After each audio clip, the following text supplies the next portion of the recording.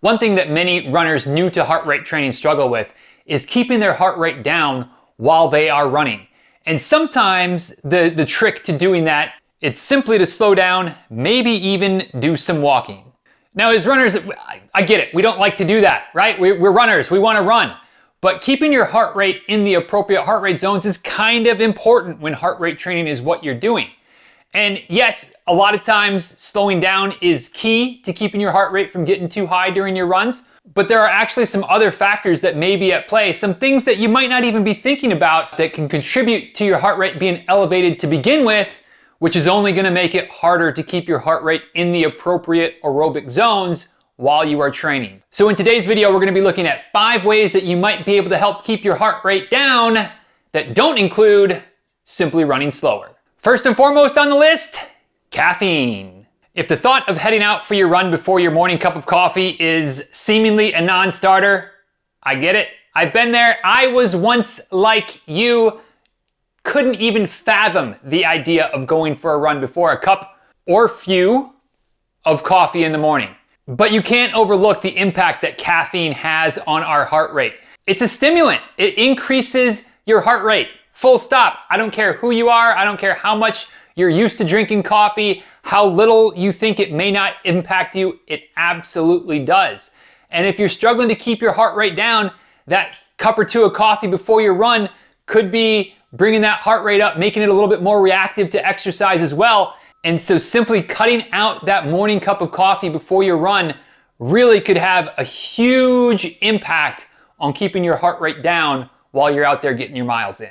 Another factor that's in a similar vein is actually the process of digesting. So do you eat a lot before your run? Do you eat at all before your run? Now, I'm not here to say that you can't eat before a run, that you should always run fasted. No. I'm not saying that at all. But you can't overlook the impact of digestion on your heart rate. From a physiological perspective, digestion is a pretty involved process. And so it takes energy from your body to break down the food that we consume. And so if your body is working hard to digest your food, that means that it's going to be working even harder when you add exercise to the mix. So running after you eat, even a few hours after a meal, could definitely make it more difficult to keep your heart rate in check. Another factor that is in play for a lot of us on a daily basis is just life stress in general. And stress can come at us from so many different directions that it's kind of hard to avoid. It's impossible sometimes to avoid.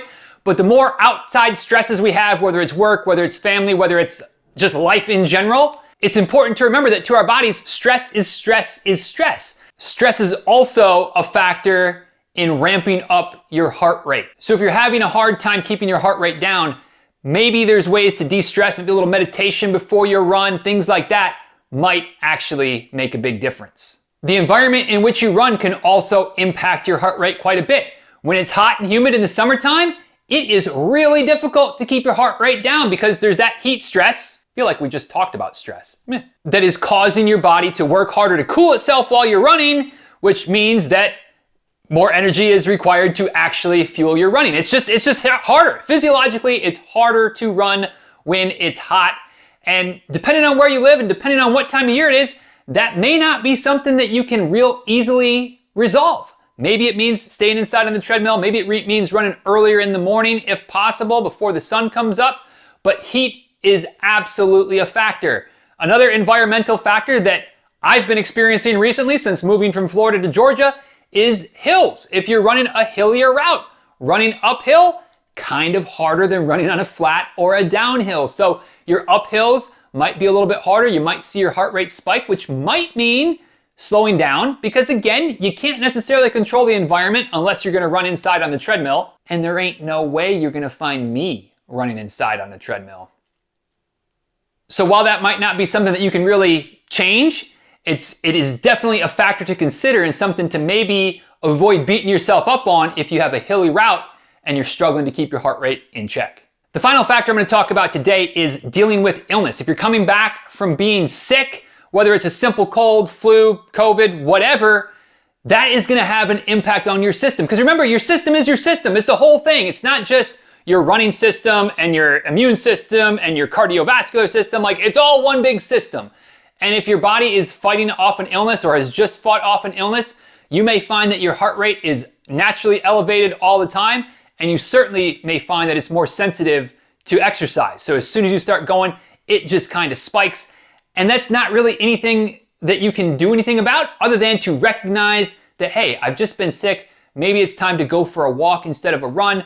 Maybe mix in some run-walk intervals. Maybe just stay in bed for another day or two and just let your body do what it does. Fight off the illness, fight off the virus, the sickness, whatever it is, and ease back into running in another couple of days. But don't overlook kind of the impact of recently being sick and what that does to the system, and how, as a result, it's going to be a little bit more difficult to keep your heart rate down. So there you go. If you're struggling to keep your heart rate down, and especially if you're new to this whole heart rate training thing, I get it. I've been there. I know it's difficult. Slowing down your pace definitely can help, even if it feels awkward. Like you'll get used to it. You'll get used to running a little bit slower. Maybe mix in a few walk breaks as well. But if you aren't also paying attention to having caffeine before you run, eating before you run, the amount of stress that you're under on a regular basis, what your environment is like, and maybe coming back to run shortly after being sick, those are other factors that may help you keep your heart rate down. One thing that I found that works best for me, for whatever it's worth to you, is running early in the morning. Now, I get it. Not everybody is a morning person. I really am not even a morning person. But running first thing in the morning helps because I'm able to not have coffee beforehand. I don't eat beforehand. And typically my stress level first thing in the morning isn't as high as it is after I've answered emails, done client calls, maybe had a fight with somebody in my family. Thankfully, we don't have too many fights around here, but hey, life is life. It happens from time to time. And so at least that way, I give myself my best chance of having a good run, being able to run most of the run, if not all of the run, without some external factors influencing my heart rate. So if you can get out first thing in the morning, maybe that would work for you. It's at least worth trying. But if you're running later in the day, do the best you can, stay the course, and eventually your aerobic fitness will improve enough that even after a cup of coffee, after a meal, or after a work fight for the ages, you won't be having too much of a difficult time keeping your heart rate in check on your next run.